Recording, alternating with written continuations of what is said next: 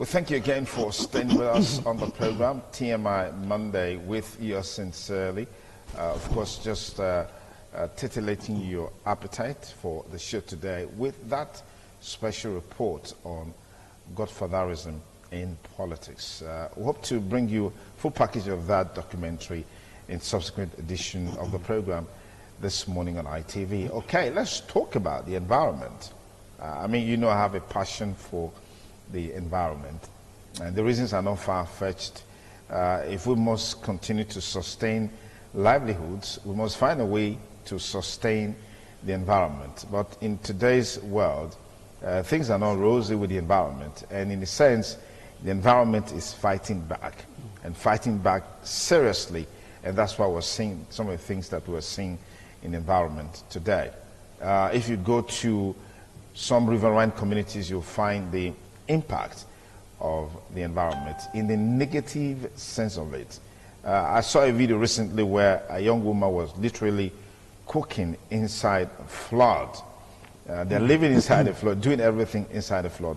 But in today's show, I have the privilege to interact with one man who has also influenced me about environmental issues a lot. The Executive Director of Environmental Rights Action and Friends of the Earth Nigeria, Dr. Godwin Uyi Ojo. Thank you for joining us on the program. Thank you for having me, Duke. All right, let's start off this way. There's a feeling that with the advent of the COVID-19 pandemic, all attention, resources, energies were dedicated to fighting the pandemic, and that left the environment unattended to. To what extent would you say the attention given to COVID-19 negatively impacted the environment? Well, I will start by saying that the COVID-19 pandemic is a menace. It required a top priority. The way it is being grappled with all over the world. However, we must understand very clearly that the environment is our life. So when you destroy the habitat, when you destroy the rivers, this excessive, massive flooding that is going on, we destroy our life. We destroy the livelihoods. So the environment should be given a prime place in the development process. There are three pillars of development. One is economic. Everybody is trying to work on that. The other one is the social, which includes interactions and politics. The next pillar is the environment. But we are all the time immersed in economic issues, political economy, looking at politics. But the environment as a subset of sustainable development is highly ignored. And this is why we are having serious livelihood problems and our people remain in poverty. Fantastic, fantastic. You talked about neglect. This neglect, is it in form of having the right environmental protective culture, or having or a lack of policy to drive development and protection of the environment? I don't think from the political arena, our politicians, those who drive the process of governance, I don't think they understand the concept of environment as our life. But if you go to the villages, the communities, they understand this concept. And that is why they live in harmony with nature. And that is why they protect, they conserve the environment. So from policy arena, we see a culture, for example, where there is now expanding oil palm plantations, which displaces farmers, take away their land, make them become laborers to these multinational companies, and of course, local big oil palm plantations that is ravaging from north to south. So the farmlands are being taken away, but most importantly, the thing that we should look out for, every one of us need a reorientation of the understanding that the environment is our life. You destroy it, you destroy humanity. Okay, let's talk about one issue that has been raging for decades, the issue of climate change.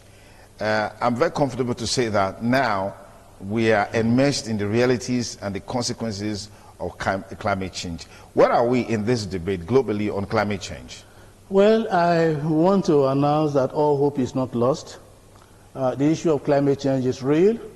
It is an issue of rising temperature, the rising Earth's temperature. So the Earth's temperature is rising, and as a result, it's leading to global warming. And that global warming is leading to extreme weather conditions that produces catastrophic events, including destruction of habitat, livelihood, people. So you saw the flooding that took place. But the world is moving on from the Paris Agreement of 2015. We've come to the understanding that we must keep development trajectory within a 1.5, 2.0 degree. That is just jargon, but I will break it down. It simply means that this Earth, when we use the resources, when we use carbon, the petrol, the kerosene, these things produces carbon dioxide in the atmosphere. And that is what is causing a blanket experience. It's a blanket, and it's causing the heat. So the world have come to the agreement. So look, the Earth's temperature is rising, but we must make sure it does not rise beyond 1.5 to 2 degrees as we consume these things. And as a matter of fact, we need to begin to cut back, mitigation, and then we need to begin to address these issues in terms of adaptation. So where are we? The world is moving from fossil fuel development, oil, gas, bitumen, coal. For Nigeria, that is very strange. Some people think we are crazy when we produce this. So, how is Nigeria going to survive? Yeah. But let me tell you that the world is moving away from fossil fuel and is moving towards a new form that is being discovered, a new form of energy in terms of solar and wind energy. Solar energy, you'll be surprised, is already in many houses. It's in the form of mini gadgets. But this concept is about energy access to everyone. You know that in Nigeria today, energy demand simply outstrips supply. Yeah. And that in itself has left over 70 million or 70% of the population in pitch darkness all of the time. And so this is a concept, and if I have the time, I will talk about energy democracy. But to let you know that we need to create awareness. We need to create the space. We need to let people know that oil, gas, coal, bitumen, that has been driving the economy of the world will soon become an obsolete substance. Therefore, Nigeria needs to move fast and begin to plan for a post-petroleum economy. How feasible is that within the context of Nigeria, against the background of the fact that this is a monolithic economy, as they say? Well, they call it monolithic because they refuse to open it up. Energy democracy is a solution, it's part of the solution to climate change. It talks about generation of green jobs. It talks about end users, you and I, to become co-producers of energy as well as suppliers in ways that allow you, in a decentralized energy system, to be able to have mini-grid, solar mini-grid, or household units of energy systems. So when you and I become part of the production system, we break the monopoly, we break that monolithic ideology, and then all of us become producers of energy as much as possible. Too. And that means that you can easily power your house, your unit. A community can rise up to power its unit. a village or a street or in a plaza. The plaza can power their own units. So I was very pleased when President Muhammad Buhari, sometimes last year or so, said that energy decentralization is the key to development. That was a powerful statement. But the lockdown of the energy system within the present parameters of DISCOs and GENCOs, they must give way for this new concept, new ideas to flourish. Well, let me take you back to the issue of climate change. The feeling that the worst polluters are less interested in really mitigating climate change. For example, the United States, China, and several of these countries. What do you make of this as a challenge in helping to checkmate the problem of climate change globally? Well, that is the narrative in the mainstream, but it's far from that. The United States, China, they are sinking in money for energy transition. They are producing solar cars already. They are retooling their economy in ways that will key into this new energy model of solar. So China was at one point, I haven't checked the record for this year, but they have been the leading figure globally in investment on renewable energy systems. Talk of agriculture, housing, all these things are all embracing. So Europe, in 2030, most European countries will no longer have a petrol-driven car. I'm not talking of the production. Production is lesser. But a petrol-driven car will be a thing of the past in all of Europe, or most of Europe. So that is one thing I want us to realize as a country. That is one thing I want us to realize as Africans. These cars, over time, where will they head to? The cars that are disused in Europe, petrol-driven, they will find their way to African countries. And Nigeria will be one of the highest recipients, most likely, of those obsolete systems.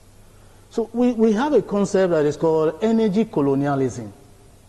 So one, because of lack of technology, or their technology research is not well developed, you find yourself that even the energy solar system we talk about, Nigeria will become a dumping ground for these products. And then the obsolete resources, obsolete cars and other things, Nigeria will also be a dumping ground. So you find your continent, find your country in a second wave of colonialism. And this is what we are talking about. And that is why we think that all of us need to reorient, need to understand what is going on, so that we are able to place on our annual budgets an amount, a budgetary allocation.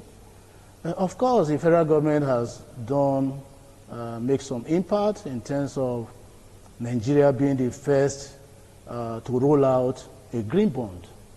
That green bond was supposed to be for clean energy systems.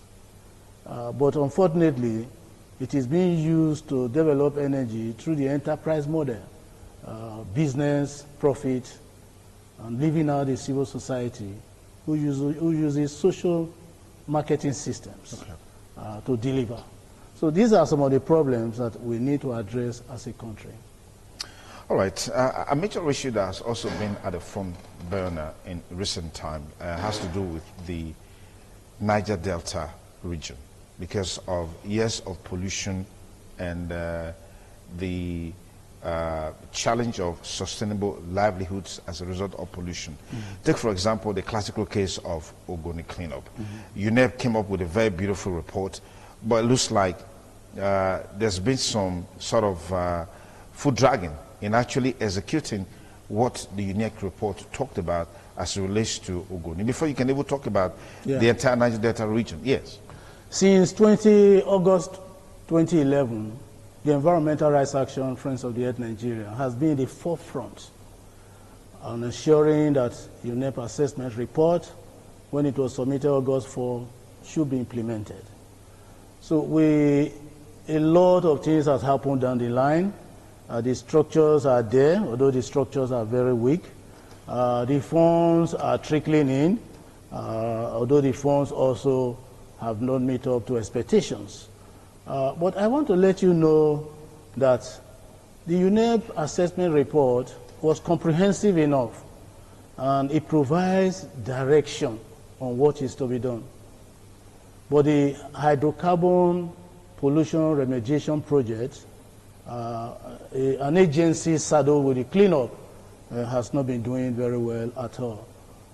We do know that the Ogoni cleanup is a legacy environmental project of the federal government. And so in a way, they are interested in delivery. But the parameters on ground are just last month, September, we were in Ogoni. We facilitated the National Assembly, Senate Committee on Ecology and Environment, and then the House Committee on Environment. And we facilitated them for a field visit to conduct their oversight function. And what they saw was that the contracts that were given out since last year for a period of 6 months has exceeded 1 year, and those projects are not completed. And they are even still talking about primary sites, that is site with minimal or little pollution, and that is very unfortunate. For the amount that they have received, the payment is not up to date. It's supposed to be $200 million US per annum. By now, we should be looking at 600 million in the coffers, but it's far less what is there. Even at that, HYPREP is yet to spend up to $40 million US. So they keep talking about preparing. But how long are they going to prepare? Where are the work plans? Where are the interaction with civil society? The transparency and accountability within the cleanup process is near zero.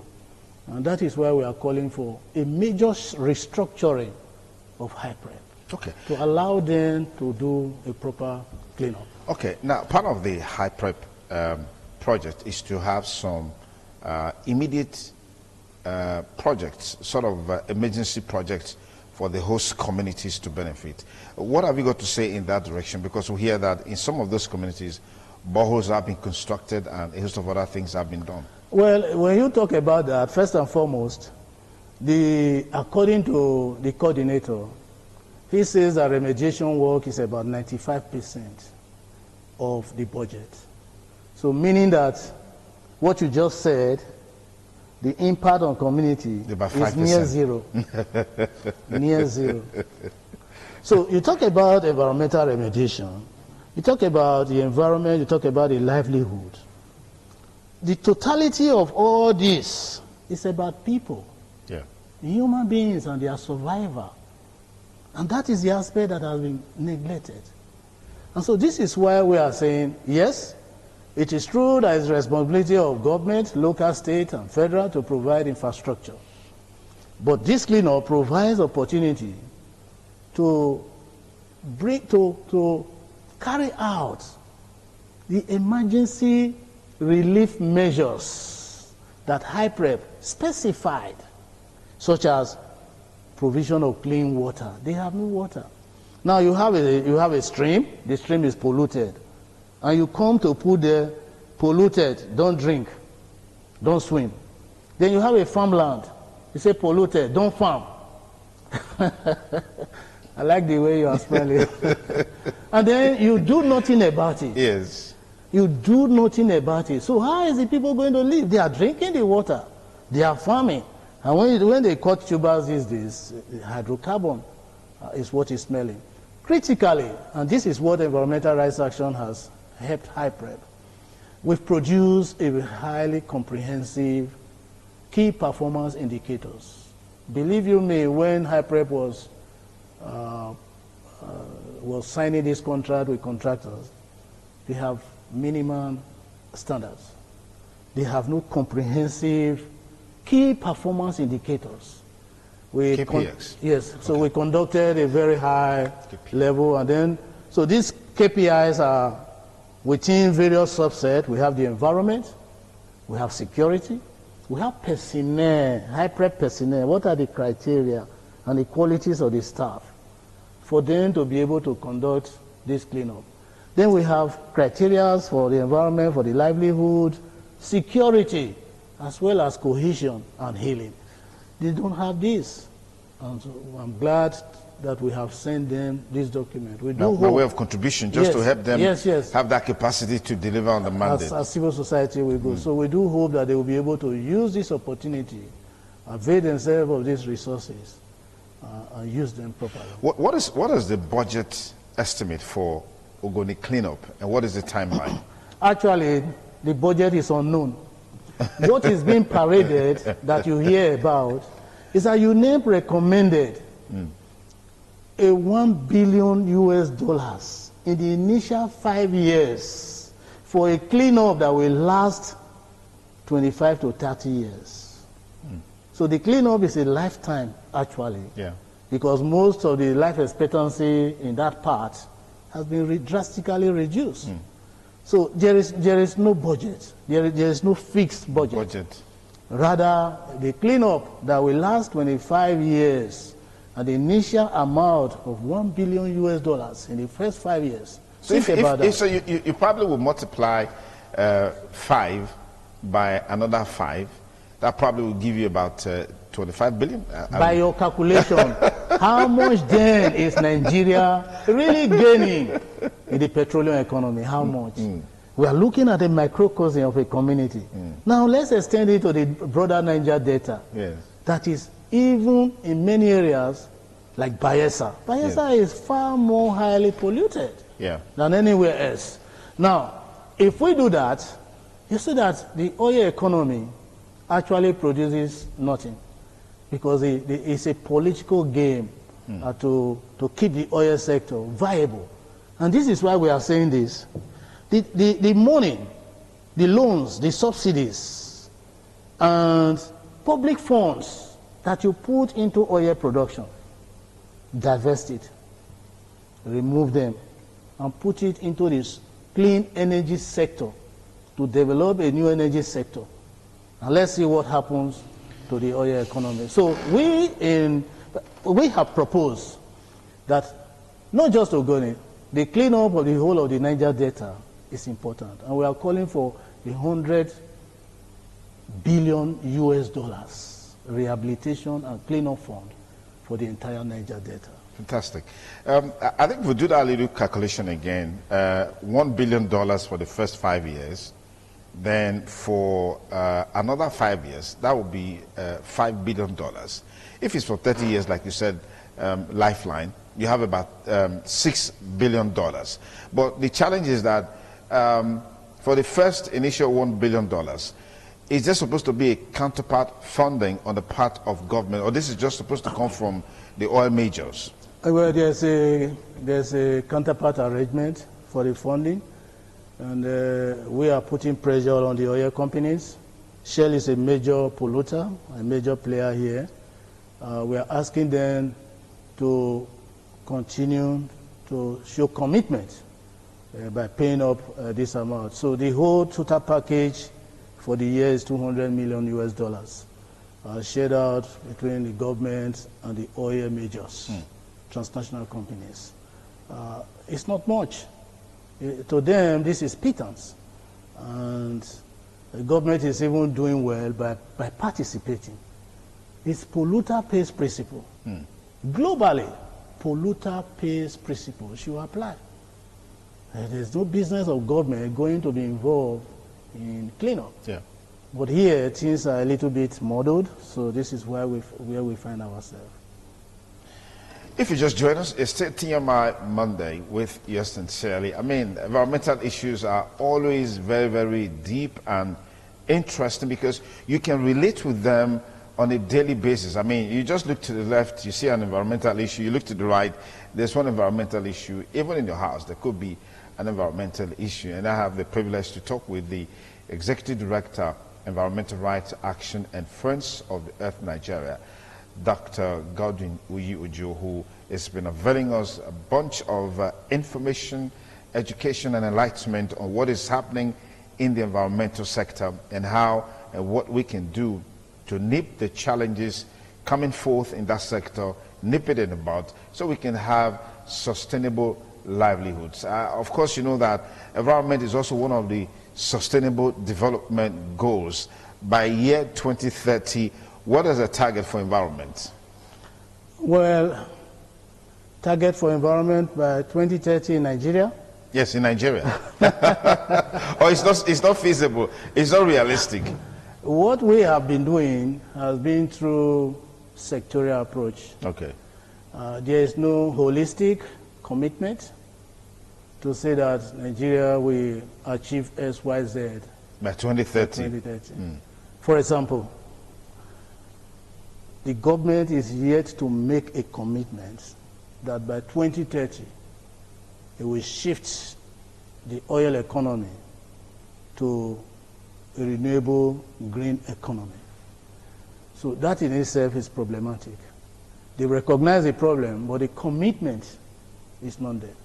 And if you want to look at the commitment of Nigeria, it's in the sectors. Not that it's bad, but the conglomerate and the harnessing, the understanding of working together. So there is no coordination.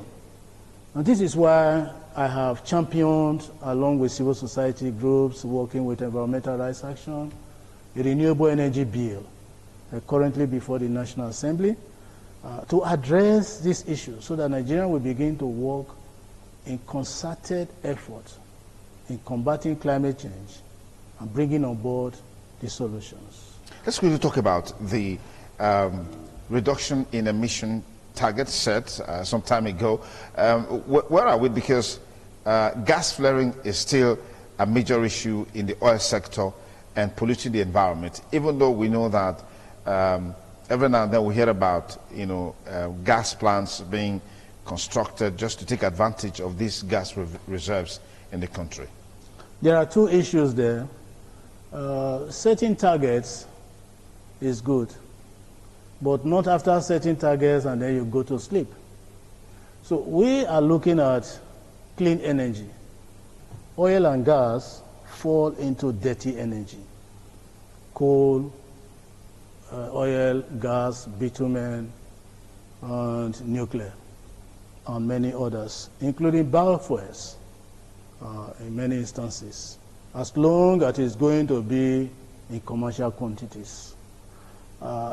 So Nigeria have set targets for electricity production, for example, I think in the range of 10 gigabytes or so for the whole of the country in the next 25, 30 years. But do you see anything on ground moving towards that direction? So a lot of people are praying, a lot of people are asking. You come home, you say, oh, when will this electricity be fixed? I'm here to let you know that the status quo remains as it is now until there is a drastic change of the system or the mode of production to involve everyone and get everyone on board. When we begin to look at that, take for example, we say energy is in short supply, but we all use energy. And I can tell you now that Nigerians, as we all know, generate their electricity by themselves, yes, through generators. And then the borehole is there, the security mines at the gate. So you are just a government of your own in the house. And this is not good enough for a country like Nigeria. What I can say specifically in this regard is that a holistic approach is required. Fantastic. Number one. Number two, energy decentralization as a policy of government. It's not there. You see a big monopoly. They sold these things to themselves. So we are looking at how this energy will be decentralized to allow for energy access for all. All right, on the final note, the challenge of deforestation is still there. And it's always a major talking point because it brings the rural communities in confrontation with authorities because we're talking about livelihoods. But whether we like it or not, our forests are being depleted on an annual basis. I can't remember the figure now, what is the rate of depletion, but this has serious consequences for the environment. I recall some time ago, Professor Gideon Milwe was here, and we planted some trees in ITV compound here. You keep forgetting you were there. No, I remember. I was coming to that point. Okay. I was coming. You were there on that day when we planted those trees. Now you need to see how matured and beautiful those trees are today. So let's talk about deforestation and its environmental implications. Well, deforestation is a complex issue. Yeah. People blame the victim for the problems. They must eat, they must farm, and so they must have that parcel of land for them to farm. You might blame the concept of shifting cultivation, but far beyond that, even as we talk about energy, most of our people depend on firewood for heating, for cooking, whatever. Statistics show that even in Abuja, about 51% of the population depend on firewood. In Abuja? In Abuja. So here, across the countries, of course, over 80% depend on firewood. So the stack of tree woods that are being hewed and cut down, many of them are being taken to the north because desertification has devastated the northern region. They have no trees for survival. So the trees here are being cut down to service firewood consumption in the north. So where are we? This leads to destruction of livelihoods, and over time, the trees are no more. But of course, the cliche is there. For every tree cut down, plant 2 or more or 4 trees. And that will serve as replenishing. But it goes beyond that. We need to now change the orientation of our people from dependence on firewood to using cleaner energy systems that are just modified. Take, for example, the 3-stone cooking stove that we have. Yeah. You use, for example, half a tree, a log of tree of the size of this table, you use it to cook a meal for a family of 7. The environmental rights action now have clean energy cook stoves that allow you to save up to 80% of the wood you would have used. And in other words, you use 20%. Those technologies are everywhere, and people are buying into them on a daily basis. Go to the market, you see these products. I encourage you to take advantage of them. It's very essential. We cannot stop our people not to use firewood for now, because some of them say, I don't eat food that is cooked by gas. That firewood, yeah, the aroma that they ask. The smoke. Oh, That's really? what they call party rice. Oh, I see. Yes, party rice. Party rice, Party okay. rice. It must have that smell of smoke in it. So that idea is there, but it will give way over time. Okay. And as a result, we need to shift. The world is shifting, and the only thing constant is change. Thank you very much, Dr. Godwin Uyi-Ojo, Executive Director, Environmental Rights Action and Friends of the Earth, Nigeria, a frontline environmentalist globally, giving us some very, very detailed perspective on where we are with the environment, where we are coming from actually, where we are today, and where the future is with the environment, and what we need to do to key into that future. Dr. Ojo, thank you again for coming on the program. We appreciate it. Thank you for having me. It's still TMI Monday. We'll take a short break. When we come back, we'll talk about the End SARS Now protest and how it has finally ended, hopefully. And then we'll look at the Ondo election, which came to a close on Saturday. We have our panelists already in the studio. Correspondent in Ondo State, Omowa Jonah, will also be telling us what the atmosphere is like in Ondo State with the re-election of Governor Akeredolu. Stay with me on the show. We'll be back with you in a moment.